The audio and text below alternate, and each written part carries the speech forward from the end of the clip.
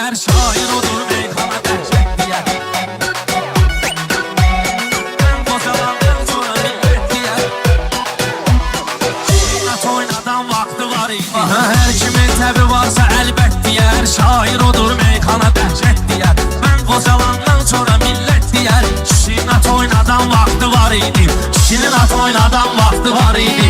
Mən bəyənmirəm ki bunun sözünü, qırıb bunun çıxardaram gözünü. İndi böyübdü boğur özünü. Bir vaxt yılan boğan vaxtı var idi. Bir vaxt yılan boğan vaxtı var idi. Yaşamalımızda qanlı göl var idi. Kumarda dost qalanda göl var idi. Qabaqlı boy yerdə sən öl var idi. 12 tamam tavan vaxtı var idi. 12 tamam tavan vaxtı var idi.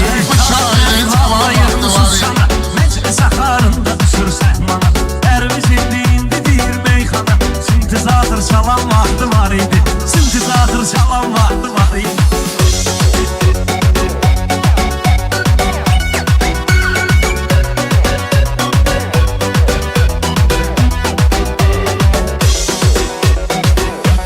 Kəşki düşey fitnə fəsaddan uzaq.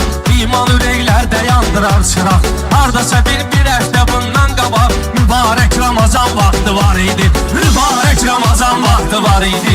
Burada nə dostluq, nə bıraxdıq gedir. Nə saç okulluq, nə saç qabatlıq gedir. Orxan indi yarım saatlıq gedir. Səhərə qədər qalan vaxtı var idi. Səhərə qədər qalan vaxtı var idi. Bu Orxanda indi bir quduzdur. Hər aşıqın dövrəni var nüfuzdur. Fransa, Portuqali, Uduzlu. Onun da bir Zidan vaxtı var idi. Onun da bir Zidan vaxtı var idi. Orxan səni toylara səsləyərdi. Hörmətini dost kimi bəsləyərdi. Düz deyirsən səhərə qədər deyərdi. Hələ səni banladan vaxtı var idi.